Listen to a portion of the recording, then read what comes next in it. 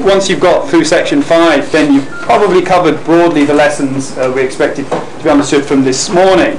Now, we did the first of these summer schools actually well, not quite in the summer because it was late spring, in June last year, and the main sort of organizer from our end was Nicolas, who was a postdoc here at that time. He's now moved to the École de Mines in Saint-Étienne, but he's come back to reprise his role in giving this talk about kernel design. He's a great person to give this talk because he's talked a little bit about the reproducing kernel Hilbert space perspective on these covariance functions, and there is a very large community of people working in that area. Nicolas is one of the few people I think who's been making sort of serious contributions in that domain and also in the Gaussian process domain, and he's continuing to do that. So he's a great choice to talk more about kernel design, developing further some of the things you heard Philip talking about earlier today. Over to Nicolas. Thanks, Neil. So it's a great pleasure for me to be back in Sheffield, and I will be talking about a subject I really like, so it's even better. So everything in the talk will be about kernel design, and yeah, so I've modified my slides during the lab session because after the two talks this morning, there were many things that I didn't want it to repeat. So here we go. So what we've seen is that the distribution of the GP just depends on two quantity, the mean function. As for this morning, I don't think this is the most interesting part in the GP, and the covariance. And in this talk, we will really focus on this subject, so the covariance, which is a function of two variables, and that corresponds to the covariance of between the evaluation of the GP in the 2 points x and y. So here's the outline of the talk. We'll first start with a few more things about GP regressions that has not been said this morning. So first I give a definition of Gaussian process. So a random process indexed by D, so let's say D is, for example, the real line, is said to be Gaussian if and only if this vector, so you take some points in the input space and you obtain a vector, and this vector has to be Gaussian distributed. So what is a Gaussian vector? A d-dimensional random vector is said to be Gaussian if it is if this linear application, so you put one weight in for each of the elements of the vector, so this would be a scalar, and this scalar has to be Gaussian. So the same definition but with a couple of pictures. So we have a process here. This process will be Gaussian if and only if you take some points on the input space, so as much points as you want, but a finite number. So if you look at every sample path will be evaluated in 4 points here, so that will give you a point in a 4-dimensional space. And you want all these points, so this will be the Gaussian vector, to be Gaussian distributed. So that means that whatever subspace you take, if you project onto this subspace, you will here obtain a 1-dimensional variable, and this variable, like that, has to be Gaussian. So that's how you relate a Gaussian process to Gaussian vectors to Gaussian random variables. So what about Gaussian process regression? So we assume that we have observed the function f for a limited number of time points. So here we have x, so I said time, and we have some observations of our function. So this is one part of the knowledge we have. The other part is some assumption about how f behaves, and this assumption is our prior belief on the function. So in order to put that in a mathematical fashion, we say that f is a sample path from the process. So f is one of these functions.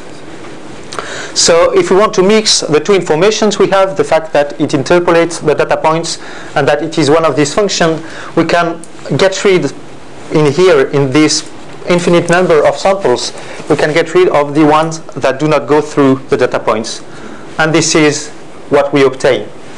So this will be the conditional distribution of the Gaussian process, knowing that it interpolates. So one way to look at this picture is to say that every of these sample paths could be a model to approximate our function f. So here we have a lot of models, and no one is supposed to be better than the other. And given all these models, you average. So you look at in each point to this distribution, and you obtain a Gaussian distribution with a mean and a standard deviation. So you can see a Gaussian process at the mean of an infinite number of models. That's another view of the model. So the mean here is the conditional expectation. We've seen these expressions this morning, and the variance is like that. So most of the time we represent just the mean predictor and some confidence interval, most of the time 95% confidence intervals. So if we change the kernel, so I've obtained this picture with Matem 5.5 kernel, I think. What happens if you change the kernel? Because what you can see here is the Gaussian process does not appear anymore. This expression m and x, they only depend on k. So we can see here that k is definitely a key object that will allow to define the model. So if we change the kernel, we obtain very, very different models. So this is for an exponentiated quadratic, and on the right, this is for an exponential kernel. So you've played with these kernels during the lab. So why are these models so different? That's because changing the prior, we change the prior belief about our functions. So what is behind these models is the following assumption. One here, which is very smooth, and another one here, which is continuous but not differentiable anywhere. And this is what we obtain for the conditional sample path. So if we go back here, we can't say that one model is better than the other, or one kernel is better than the other. A kernel can be more suited to a particular data set, but this model is not better than this one. The real question is, what do I think about my function? If the function I want to approximate is one of these, then this model is very good and this one is rubbish. If it is the other way around, we will make a huge error by having a model with this shape if we want to approximate a function that is like that. So everything, when we talk about choosing kernel, it means changing a kernel means changing the prior belief we have. So what is a kernel? So if Z is a random process with kernel K, we can get directly some properties of kernels. The first one, for example, is that K of XX is positive, so that's because K of XX is equal to the covariance between Z of X and Z of X. So this is a variance, and a variance has to be positive or equal to 0. And it is also symmetric, and this is the same trick here. The symmetry of the covariance of xy is equal to the covariance of yx. That implies that all the kernels will be symmetric. So I've heard some questions about the lab. For example, if you take the Brownian kernel, so the kernel of the Wiener process, it has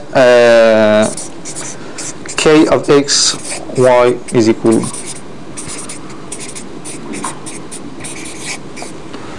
to the minimum between x and y. So this is symmetric because if you shift here x and y, the minimum does not change. When you plot the kernel, it's not obvious anymore that it is symmetric, because this is k of x dots, and we have here k of y dots. So they do not look like symmetric function. The symmetry here should not be understood as a symmetry of the graph. But if you compute here the k of x, y, so we take k of x and we evaluate that at the point y, we obtain this value here, and k of y evaluated at x, we take this function, we evaluate it here, so we do obtain the symmetry of the kernel. We can do much better than these two results. So if we introduce here the random variable t, which is equal to a linear combination of the process evaluated at some points, and if we compute the variance of t, we obtain directly, so the coefficient, the sum is finite, so the sum can goes out the covariance because the covariance is bilinear, and we obtain directly this. And here you should recognize the definition of positive semi-definite functions that has been introduced by Philippe earlier. So the positivity of the variance implies that whatever n is, whatever the real numbers a are, and whatever the points x, e are in the input space, you will always have that. And this is a key concept, so the idea of positive semi-definite functions, or functions that gives positive semi-definite matrices. This is true for every covariance of a process. We have not assumed, in order to get this result, we have not assumed that Z is Gaussian. But this is, of course, also true when that is Gaussian. If the kernel is stationary, we can show some further results. So, for example, if the kernel is n times differentiable in 0, then it is n times differentiable everywhere. So, for example, this function cannot be a stationary kernel because it is differentiable here but not over there. This one is continuous in 0 but not continuous somewhere else, so this cannot be a kernel either. And the other point is that the maximum value is reached in t equals 0, so the last one on the right cannot be a stationary kernel. So what we've seen in the previous slide is that a covariance will always be positive semi-definite, but there is a much stronger result called the Love theorem, saying that if k is the covariance of a GP, then that is equivalent to k is a symmetric positive, or I should have written semi-definite function here.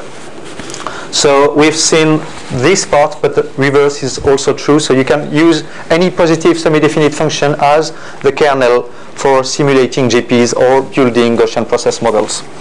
So positive semi-definiteness is a key concept in functional analysis too, and that leads to the theory of reproducing kernel Hilbert space. So I've had a few slides to talk about RKHS. So RKHS are very nice spaces. They have a terrible name, but the concepts behind are very easy to understand. So we call an RKHS is an Hilbert space which has a reproducing kernel. We will write that down as K. So the Hilbert space needs to fulfill two criteria. The first one is that K of x dot is a function of H. So for those of you who are not familiar with Hilbert spaces, an Hilbert space is very common when you want to work with function. It allows to do Euclidean geometry but over spaces of functions. So the kernel, when you fix one of the variable, you will obtain one function, and this will be one function of the space. And the other one is the reproducing property, which means that if you take the inner product between any function of the space and the kernel with one of the variable fixed to x, you will obtain f of x. So evaluating the function at the point x means computing an inner product between f and k. So this is why this is called the reproducing property. When we look at the property like that, it looks very odd because it's evaluating a function most of the time is not related to an inner product. But there are many spaces that can be seen as a reproducing kernel Hilbert space, because for those of you that are a bit familiar with functional analysis, here what are we doing? We take a function f So we have an operator, say A of x, that takes a function f and will associate the value of f at the point x. So if this operator is linear, so that means if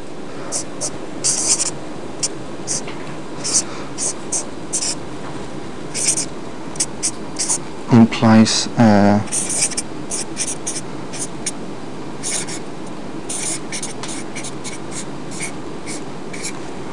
something like that. So there exists A and B. So for all A, there exists a B such that we have this inequality. So if the function f and h are close enough, then the evaluations of f at the point x and h at the point x will be close enough. So you can't have two functions that are very similar. So if they are very similar, this norm will be small, such that the value of the two functions at one point will be very different. So this is a very natural concept, and as soon as you have this kind of as soon as this is true on your space H, then it will be an RKHS and there will be a reproducing kernel Hilbert space. So that's why I say RKHS are nice spaces, because it's spaces where evaluating a function, so you take a function and you associate a value to this function, is an operation that is continuous. So to get a better understanding of what these spaces are like, we can consider this space. So you take the kernel and you fix one of the variables, so that will give you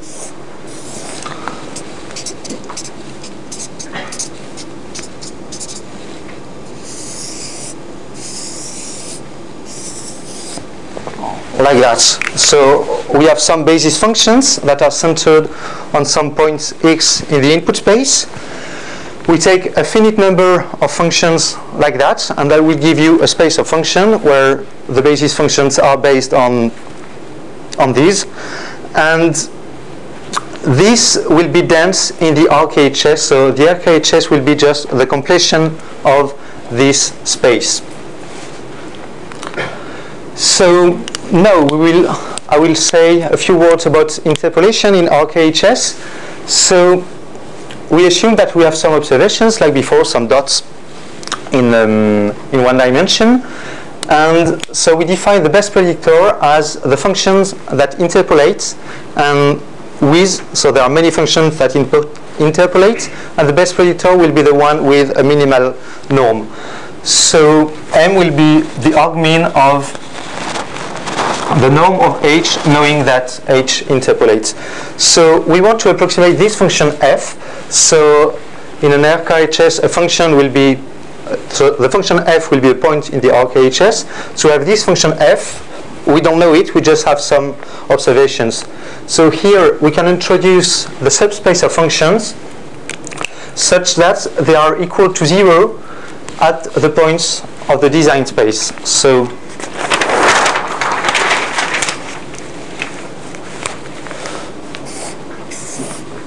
if we have 3 points, the black line on the left will be the subspace of functions that are equal to 0, like that.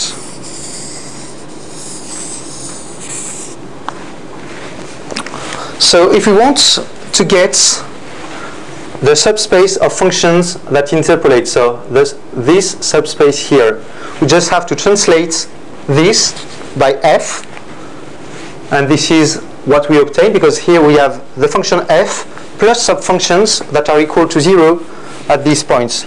So f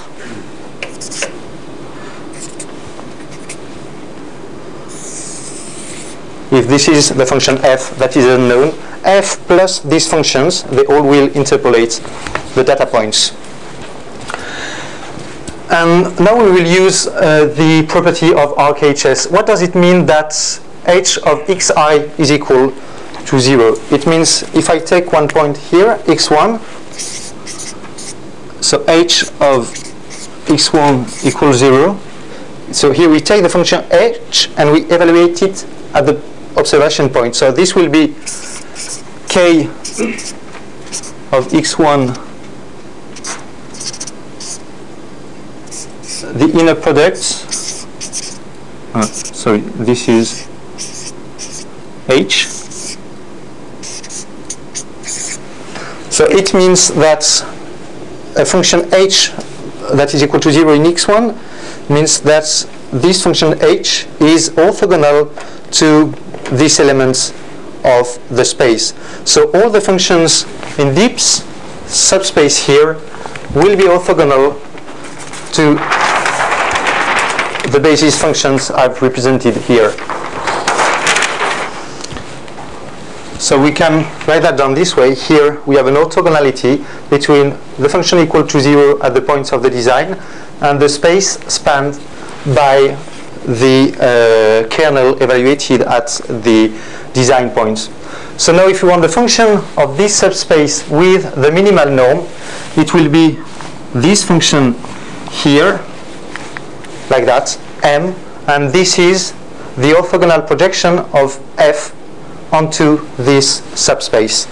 And if we compute this orthogonal projection, we end up with this expression that you now all recognize. So this is the expression of the conditional expectation of the Gaussian process with kernel k. So we start from a kernel which is any positive semi-definite function. To this kernel you can associate either a centered Gaussian process or an RKHS, and whatever the framework you choose to build the optimal model, you will end up with exactly the same one.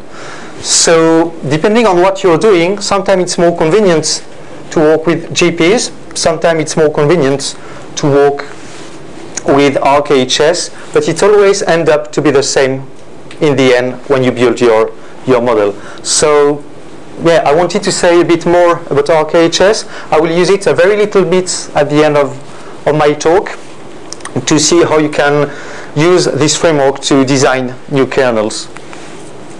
So it's quite difficult to check if a function is positive semi-definite. So most of the time what we do is that we use one, we take one off the shelf, and so you've seen the white noise, the bias kernel, exponential Brownian, Gaussian or Rbf, or exponentiated quadratic, the Matten family, which is very interesting, I think, and more and more and more. Many of these kernels here are stationary because they only depend on the difference between x and y. One exception here is the Brownian motion, for example. So, and this is the way they look. So the Rbf, exponential, some Matten kernels of the Matten family. So these are bell-shaped, but they don't have to be. So this is some others. Brownian, the bias, which is just a constant, the linear, a spline kernel. Here is some periodic kernels, and the one for the white noise. So here we have many kernels we can use. In some cases, this kernel will not allow you to build a good model, and we will see how to transform these kernels to improve the quality of the models. And before that, I will talk a little bit about, I will focus on stationary kernels, and we will see how to design stationary kernels with the Buckner theorem. So this is the link between stationary kernels and positive measure. So here is Buckner theorem. So a continuous stationary function. So a function stationary means the kernel in x, y is equal to a function of the distance between x and y. Is positive definite if and only if KTL is the Fourier transform of a finite positive measure, which is written mu here. So you can use this property to prove the positive definiteness of many of these kernels. For example, but you can also use this property to build new kernels. So if you take here a dwarf function, a step functions, which is equal to 0 everywhere except here with one step. If you take the Fourier transform of this, you will obtain sine t over t. And this will guarantee, Bochner's theorem will guarantee you that this is a positive definite function. So you can use that as a valid covariance function. What about other kernels? So for example, the Rbf kernel is the Fourier transform of itself, so it is PSD. The Mattern kernels are Fourier transform of this is, so without some constant, the Fourier spectrum density of the Mattern kernel. So this is a positive function, so they are PSD. The constant function is the Fourier transform of a Dirac. You can also generalize the Bochner theorem to distribution, and for example the white noise is the Fourier transform of the constant function, so this will guarantee that the white noise is positive definite.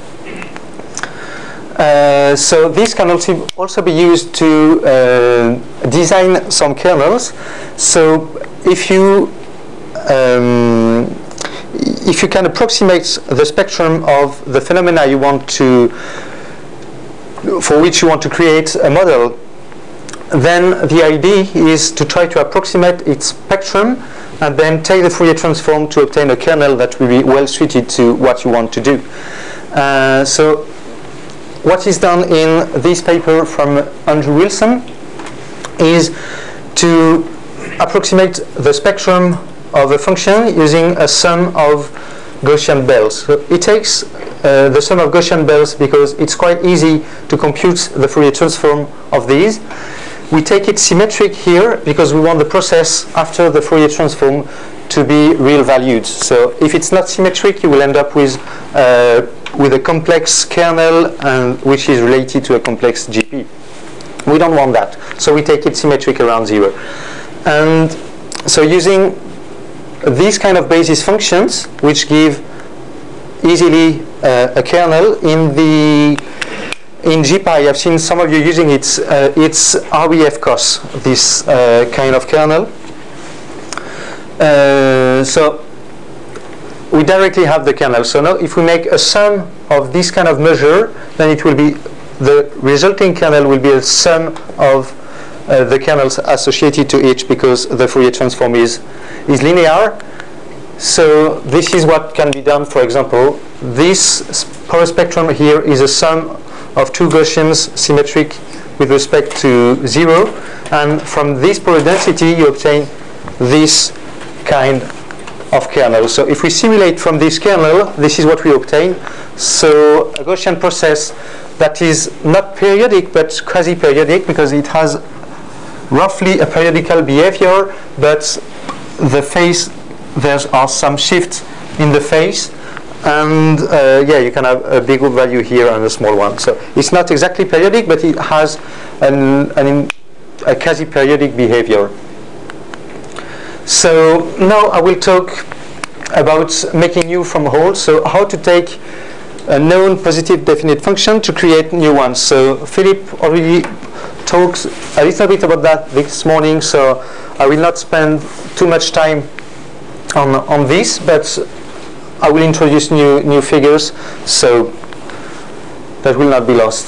So it is difficult to prove directly the positive semi-definiteness of a function, because you have to prove that for all m in the natural number, for all xi in the input space, and for all ai in R. So a direct proof of that is intractable. So we've seen that one option is to go for Bochner theorem, but another option is to take function usual kernels. So we already know they are positive semi-definite, and to transform them to make them more suited to the problem at hand. So this is called making new from all, because we take existing kernels to create new ones. So this is the kind of operations you can do on kernels. So you can sum kernels, either what I call the sum on the same space. So you take two kernels defined on the same input space to define a new one that will still have the same input space, or you sum them on the tensor space. So you create a two-dimensional function. So here x and y are x1 and x2, y1, y2. By summing one kernel defined over the first component of x and another kernel defined over the second component of x. You can also multiply kernels, and here again, either you multiply two kernels defined on the same space, or you multiply kernels defined with different components of the value here. And you can also compose a kernel with a function, so k of x, y will be k1 of f of x, f of y. And all these transformations here will preserve the positive definiteness of the kernel. So if k1 and k2 are positive definite, then k will also be positive definite. So, yeah. Are there restrictions on f? No, no restriction at all. Okay. For example, we have f for positive values returning 1 and f for negative values returning -1. I think that would yield non-continuous. Yeah, it's not a problem to have a kernel as long as the kernel will not be stationary anymore. So if the kernel is not stationary, you can have discontinuities that are not located in 0.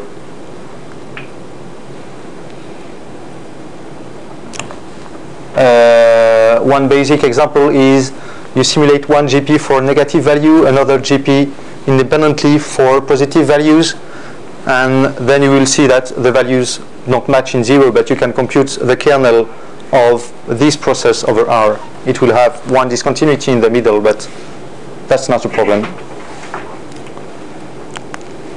So here's a first example. So this example, this data set is very common in machine learning.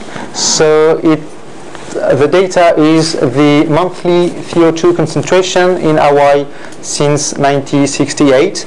So here I've represented that as a curve here, but what we really have is a lot of points that are very close one to each other. So it's exactly the same settings as before, but instead of predicting between two observations, we'll try to see the way this changes in the future.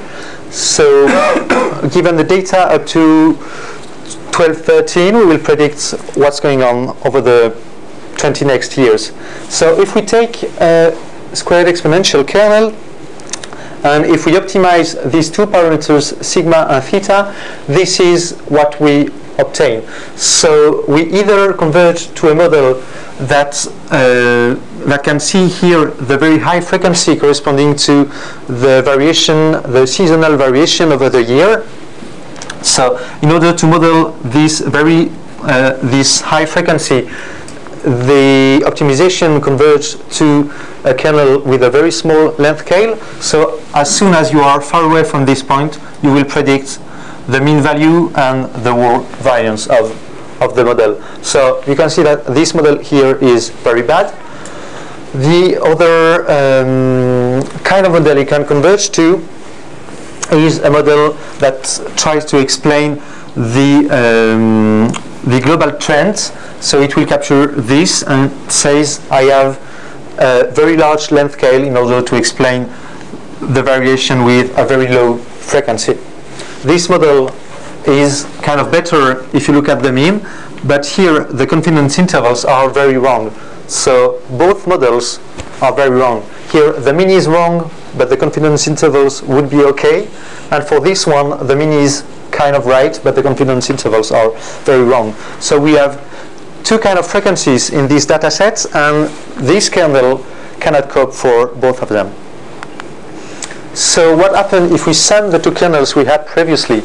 That's much better, because now we have one kernel that accounts for the global trends and another one for the seasonal variations, and we can see here that the mean is fine and the confidence intervals are okay. So just by summing two kernels, which is a very, very simple operation, we go from models that are absolutely rubbish to a model that is much better. Yes? Why doesn't the prediction continue the high frequency oscillations? Because why would like it to go oscillating? Because that's presumably what, because some numbers still going to be a thing. Yes. So we've got a kernel that can tell you that. It might as well continue it. Okay, so if you want that to appear, and we will see that in the next picture, you'll have to say, so here we have one for long scale variations, short scales variations, but nothing about periodicity. You just say that you are highly correlated with what just happened, but you can't retrieve the periodicity. You can do better by saying I have a quadratic trend, so this will be another kernel here. I have a quadratic term for this.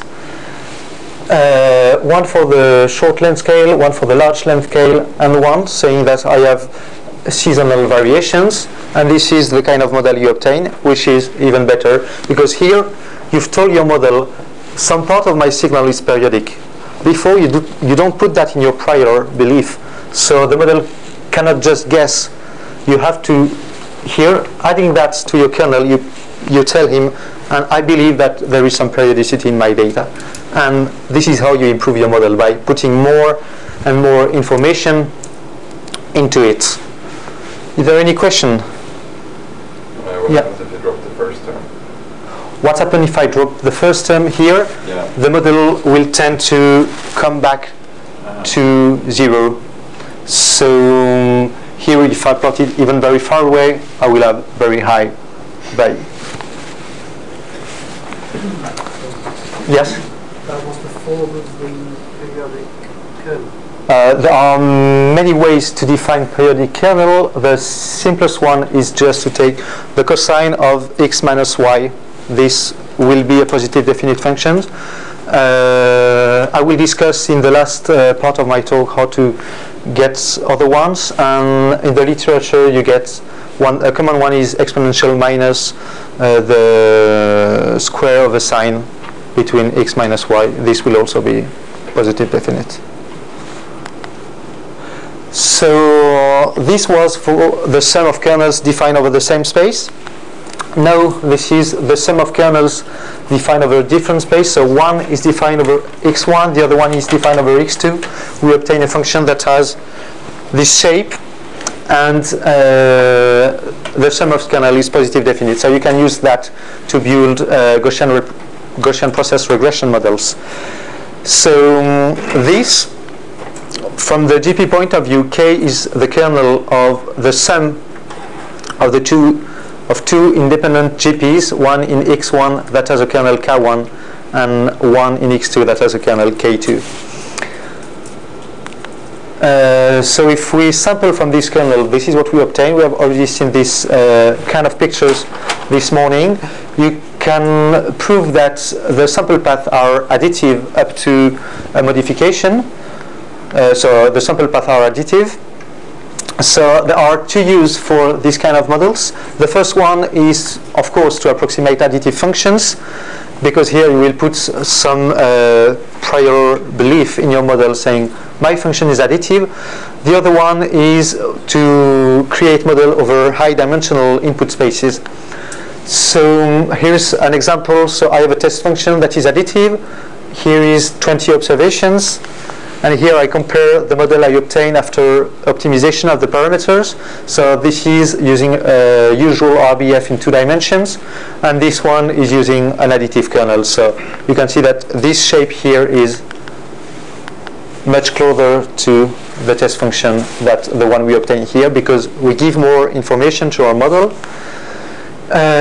One important thing about these models too is that you can decompose the model as a sum of submodels. So here, using an additive kernel M of X, so this is, the notations are slightly different, but it's the same as before. So the covariance between where you want to predict and the design point, the covariance matrix, and the observations. So you can expand this product with this. You can expand with respect to this sum, and you obtain here two submodels.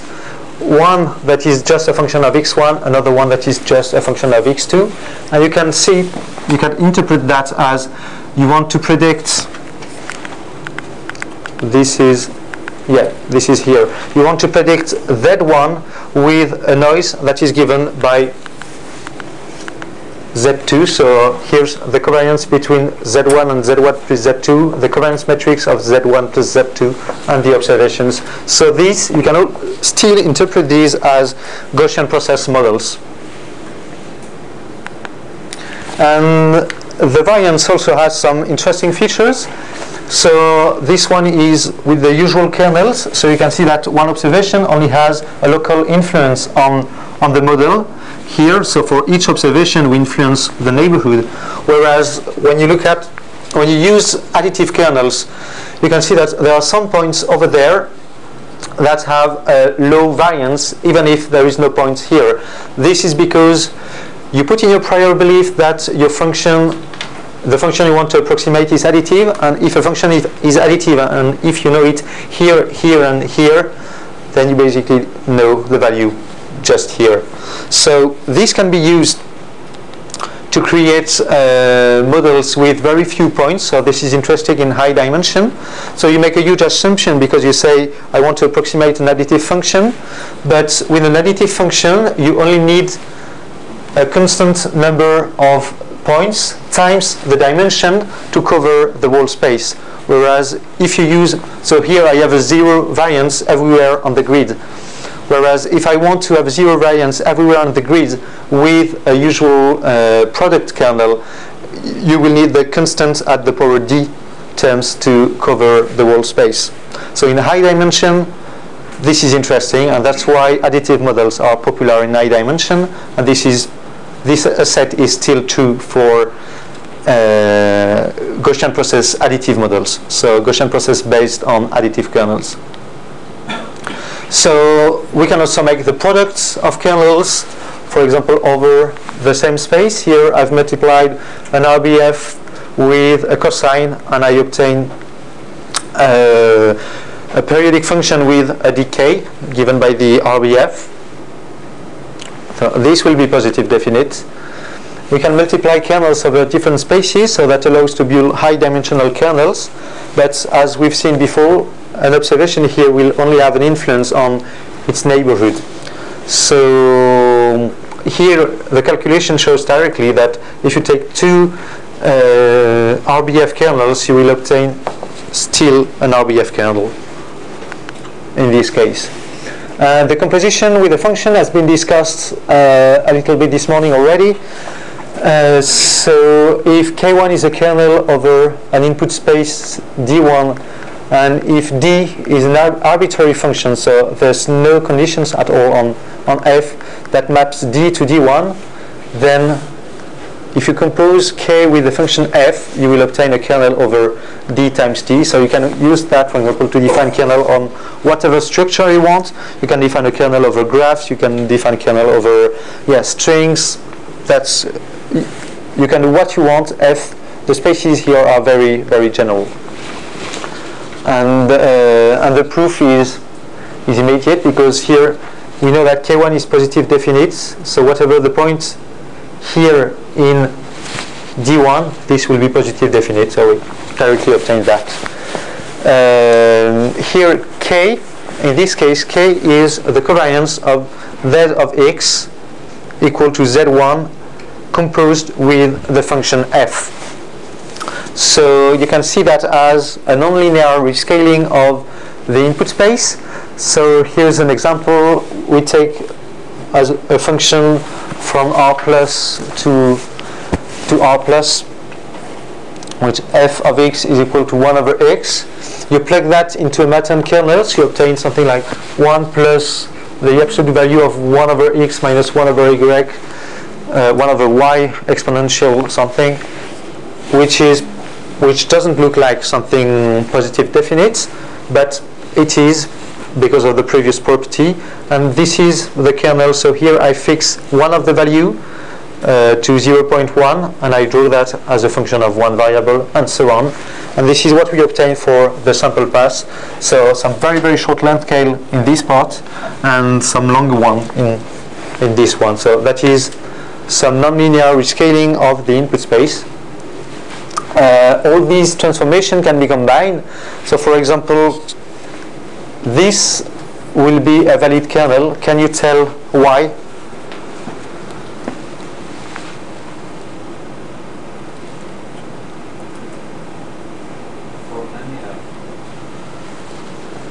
For any f, yeah.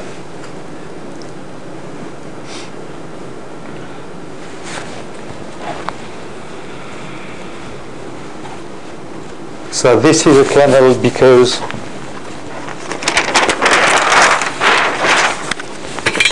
it is the product of a linear kernel with another kernel,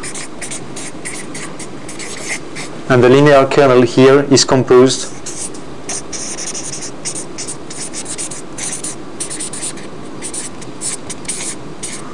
with the function f.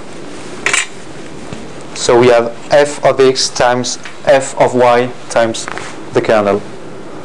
So you can do whatever you want and still get positive definite functions. I've included this example because this can be seen also as nonlinear rescaling, but not of the input space, of the output space, where here we shift the space by 1 over x in every x.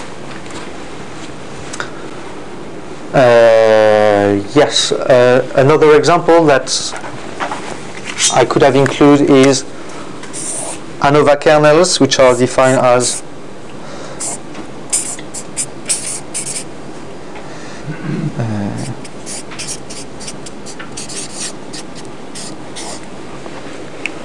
so you make the product of a sum of kernels. So the kernels here, so the kernel 1, so these are defined over the same space, and then you make the product of these kernels, and these kernels are all defined over different spaces. So these are called Anova kernels. Okay, and so we've seen Bochner theorem to create new kernels, or to prove the positive definiteness, how to transform usual kernels, and I will not talk about what happens when you apply a linear operator to a kernel. So I will first start with a property with one very vague condition, which is if L is a linear operator that commutes with the covariance, then this is a kernel. So in this property, I don't say anything, because if L commutes with the covariance, you have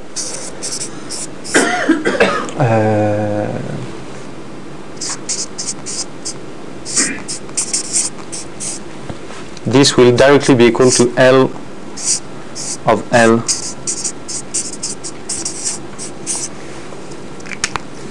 So the interesting part of this property is what does it mean to have an operator that commutes with the covariance. But for now we will assume that L commutes with the covariance. Then we've seen that this is positive definite because that's the composition of a kernel with a function L. And now we assume that L commutes, so we take the two L out of it. So here's a first example. So we want to approximate a function that is symmetric with respect to 0.5, and we'll consider two linear operator. The first one,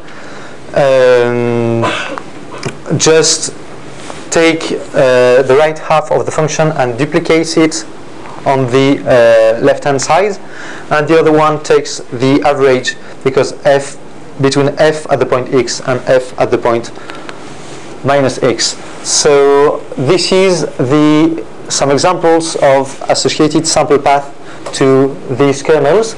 So here you can see this would be equivalent to just simulate on this part and duplicate.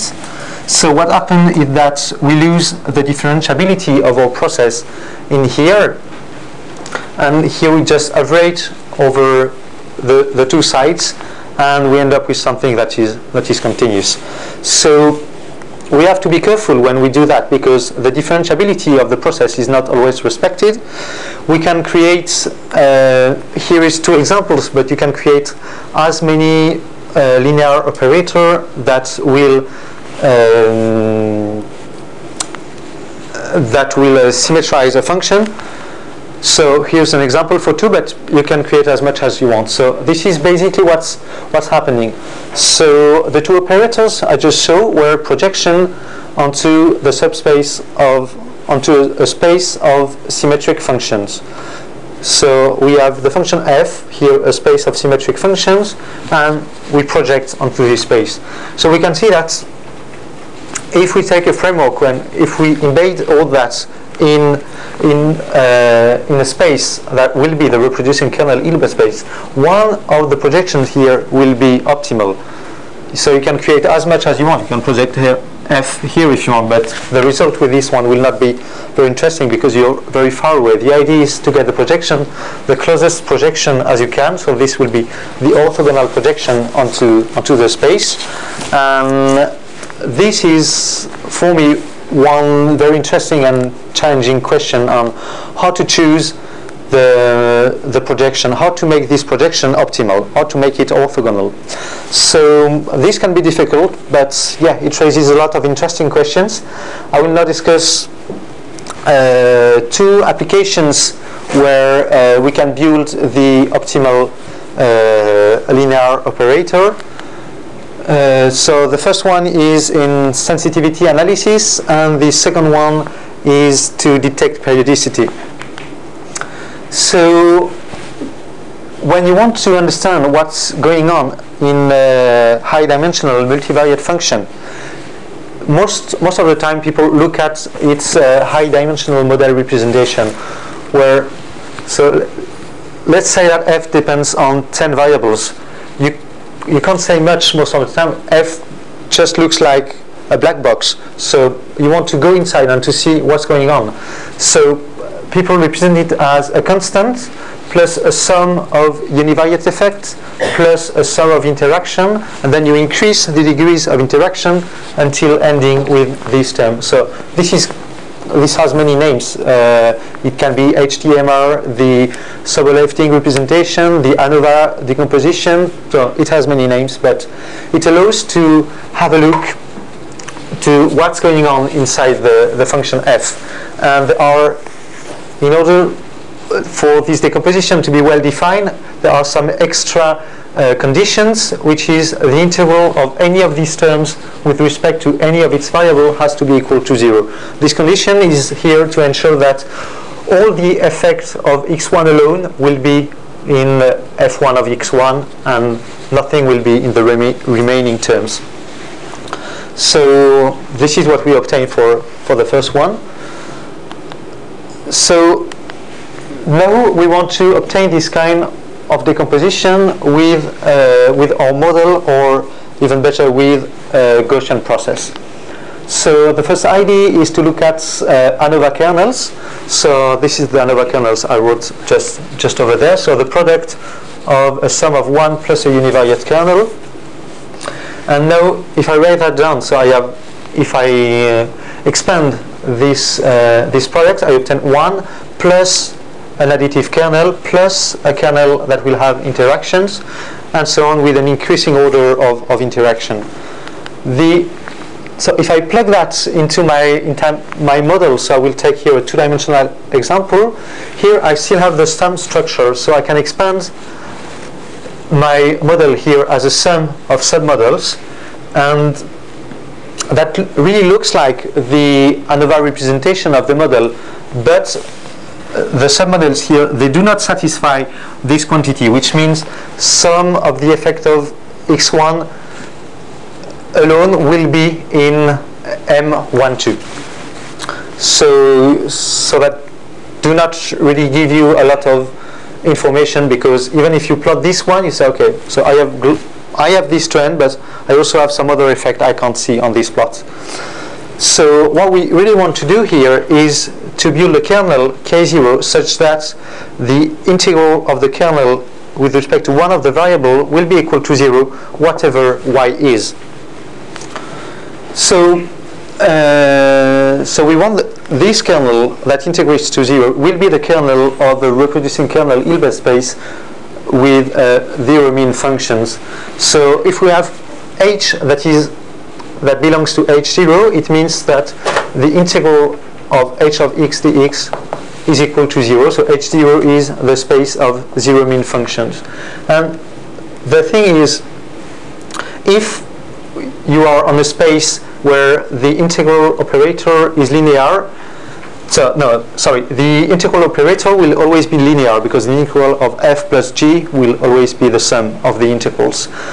Now, if you also add this condition, which is not a strong condition at all, you can apply, as we did before with the reproducing property, the Rbf theorem, so which says that computing the integral of h is equal in the RKHS to computing the inner product between the function h and r, which is the representer of the integral.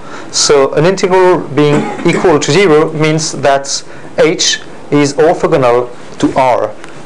So here I could add here a vector r, which is the orthogonal of h0, but the problem has to be seen the other way around. H0 is defined as the orthogonal of R. So we may wonder, what is R of x? So this is equal to, we use here the reproducing property. So this is equal to the inner product between R and K of x dot. So here I evaluate R at the point x. So this is this part of the inequality, of the equality. And the other part is to say, oh, I have R scalar something. So that means the integral of the something, because R is the representer of the integral. And I end up with this expression for K. And the linear operator here will just be the orthogonal projection onto H0. So this is H minus its projection on R. And this is what we obtain, K0. So this kernel will give you a Gaussian process where every sample path has exactly zero mean. So it's not just centered around 0. The integral is equal to 0. So we can look that on test functions. So the test functions here is defined over 0, 1 at the power 10, but only the first 5 variables have an influence on the answer, on the output, and there is some noise. So if you want to approximate this function with Gaussian process regression, the first step is to take what can be called a design of experiments. So you take some points where you evaluate the function f, then you get the optimal value for the parameters of the kernel, so that maximum likelihood estimation, and then we build the Gaussian process regression model using an Anova kernel, and in the Anova kernel we use this kernel here. So to ensure that the decomposition of the process will be directly the Anova representation. And so the thing is, M, our model here, is a function of 10 variables. So it's not possible to know directly what's going on inside. Compared to regression, usual linear regression, the basis functions are, for example, linear, so they have a meaning over the whole space. So you can interpret, if you see a large value for one coefficient, then you know that this basis function has a large influence.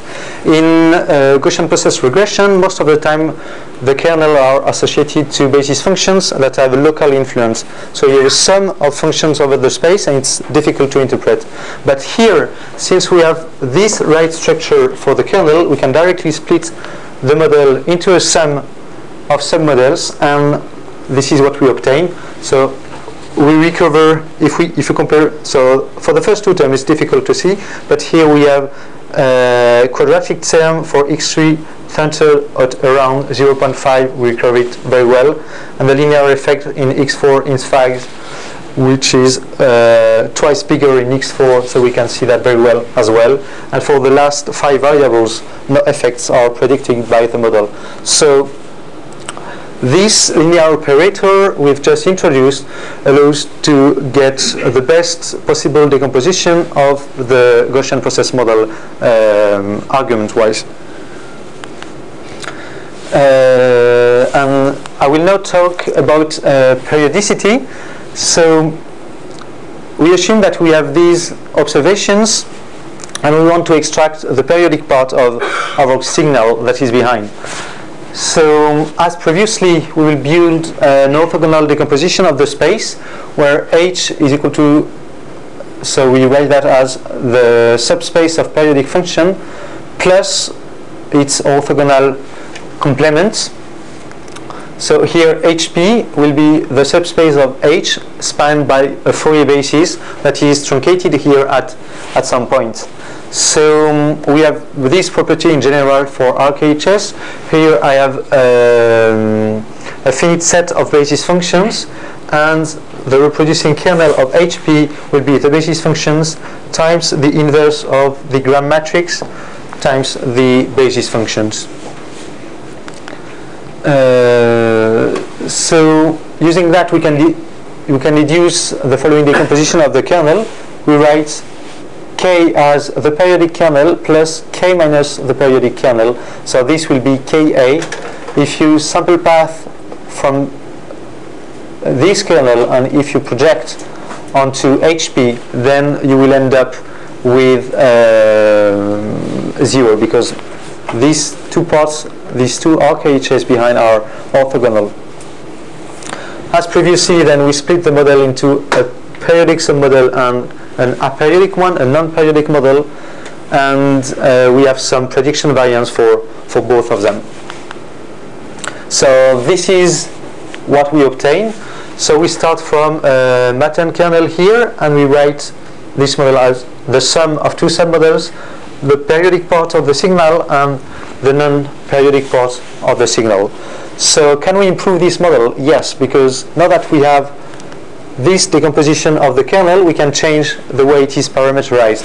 So here for Matten kernel, we have a variance and a length scale parameters, and here for KP we can keep one variance and length scale parameter, and here define this kernel KA with another variance and length scale parameter. So we started by decomposing a kernel with two parameters, and we can end up here with a kernel with 4 parameters by changing the way it is parameterized, by setting independently the variance and length scale for the periodic one and the non-periodic one.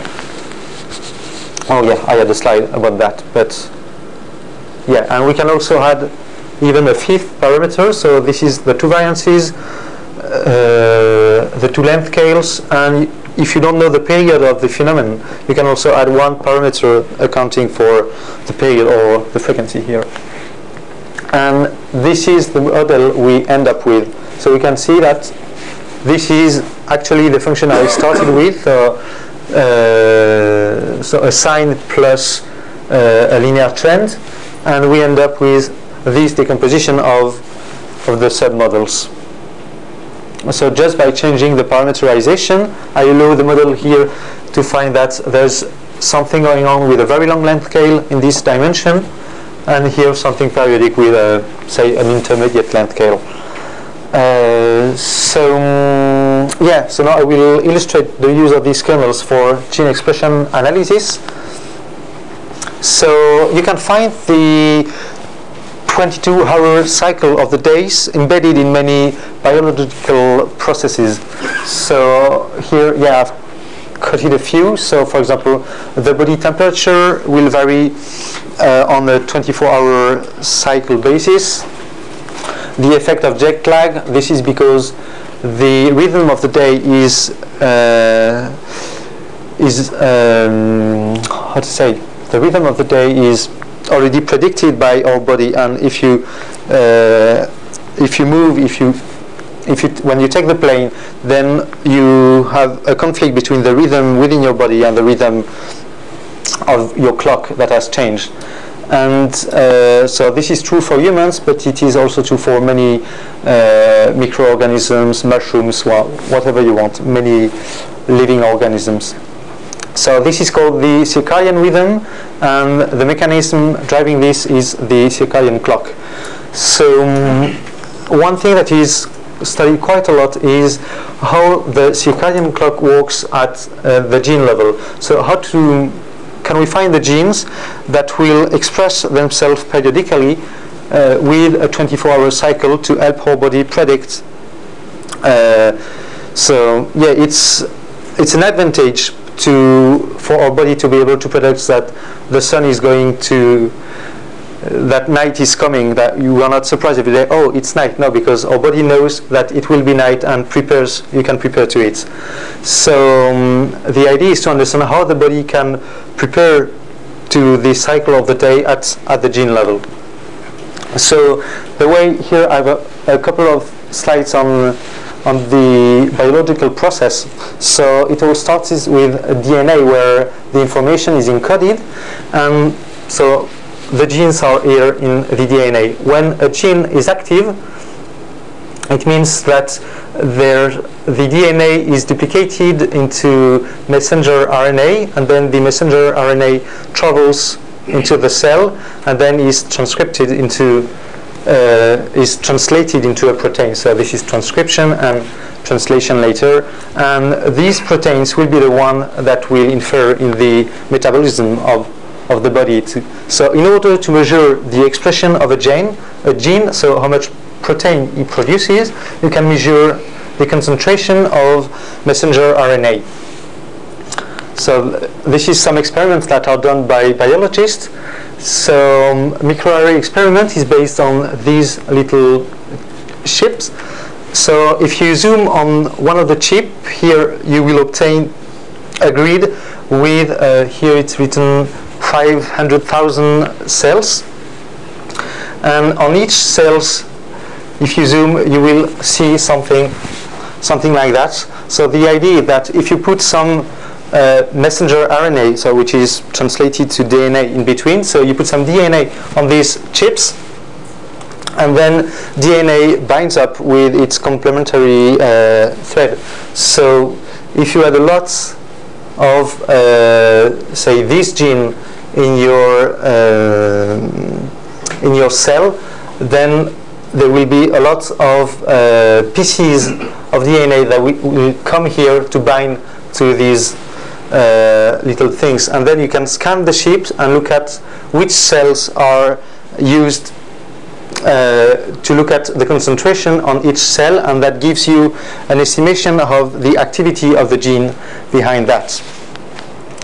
So the experiments are can be summarized like that. So the data set I had was from a flower. So you expose the organism to a 12-hour light and 12-hour dark cycles. Then at t equals 0, you transfer it to constant light, and then you perform a microarray experiment every 4 hours to measure the gene expression.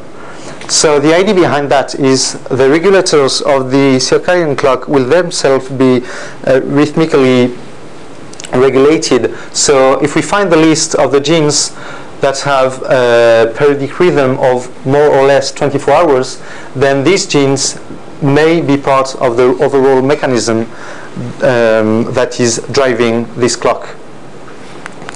So here's the data set we've used. So it's from Edward, and it's based on Arabidopsis, so these plants. The dimension of the data is quite large because there are a lot of genes, but that is not a problem for GP regression because we will fit independently one model for each of the genes, and we have 13 time points.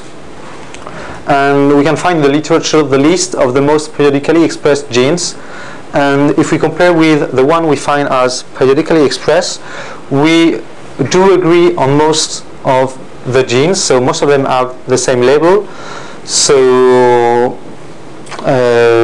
2,500 periodic and the other part that is non-periodic. Our analysis differs on 1,000 genes, which is still quite a lot compared to the number of periodic ones. And this is what we have if we compare the genes that are periodic only for the paper from Edwards and the one that are periodic only from our approach. So these genes they indeed have a periodic component, but there is either, so we can see it here quite well, but there is either a lot of noise, and by definition noise cannot be seen as periodic. So there's either a lot of noise or some chant that is quite important. And So with the method based on RKHS, these genes were considered as periodic but not as part of the most periodic genes. And this is the one we obtained that are periodic for the RKHS approach but not in Edwards. And this is the kind of function we obtain with very sharp spikes that happen every 24 hours or so.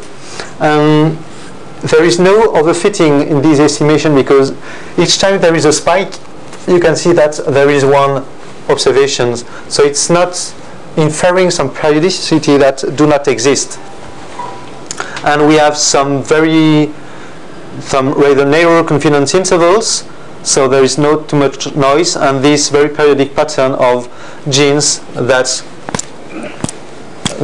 like a metronome that's bang every 24 hours. So yeah, I will now conclude. So we think that kernels have a huge impact on the model. They have to reflect the prior belief on the function to approximate, and they can, and most important, they should be tailored to the problem at hand. And although a direct proof of the positive definiteness of function is often intractable, we have Bochner theorem that allows to prove that for stationary functions, or that allows us to build new kernels rather easily. There are many operations that can be applied to kernels. So we've seen the sum, the product, the decomposition with the function. Of course, you can mix all of these, and the effect of a linear operator is a very powerful tool to incorporate more information in the model that is not trivial, like an integral being equal to 0, or the fact that we want to extract the periodic and the non-periodic component of a signal. And yeah, that's a few references.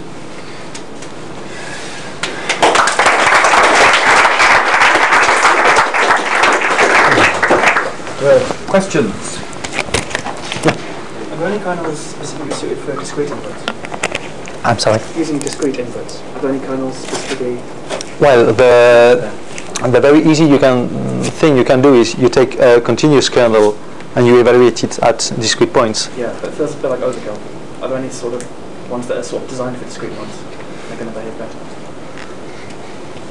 So if you want to predict on the discrete grid, then you can just take as long as you're discrete, you're not really interested in the Gaussian process anymore, but just the Gaussian vector most of the time. So you just can take, if you have enough observation, you can take the covariance matrix given directly. So you do all the things we did, but in a finite dimension. Okay.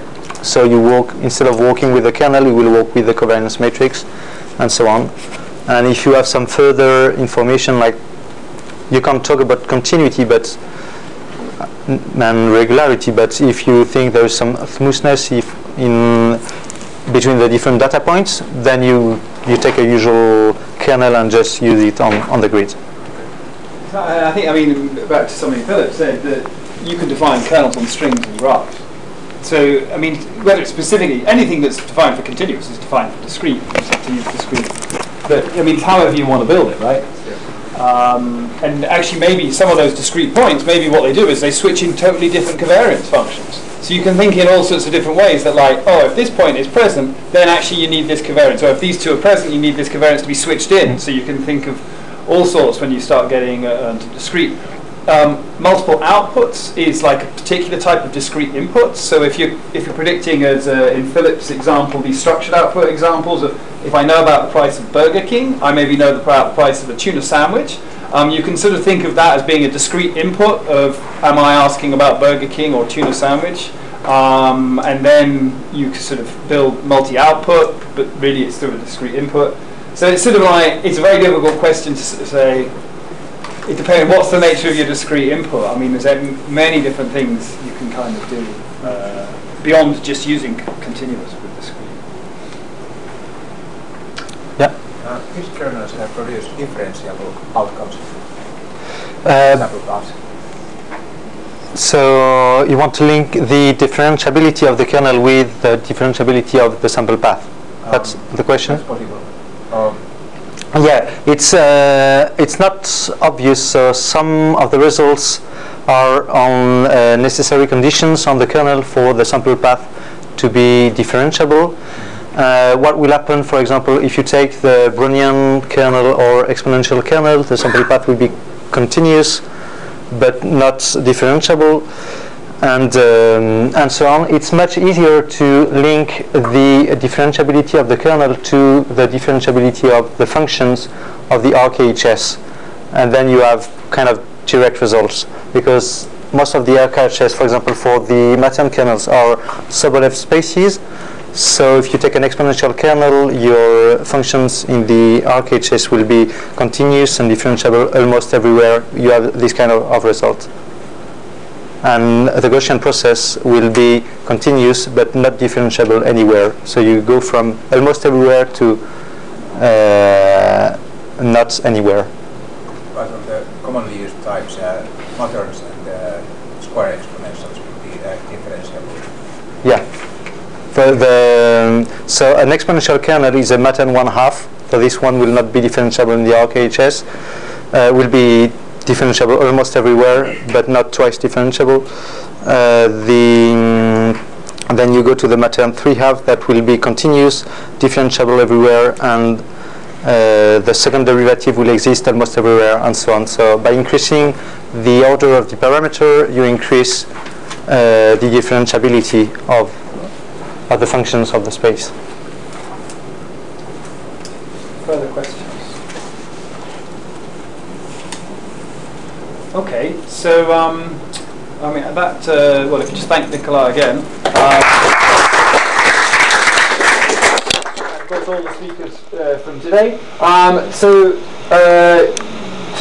Tomorrow night and the night after, we've got the beer tasting. Yeah. If anyone hasn't signed up for the social or wants to, so what we're going to do is, I don't know, in some kind of... The thing has been organised, you're into stochastic processes, organisation is always allowed to be very loose because you don't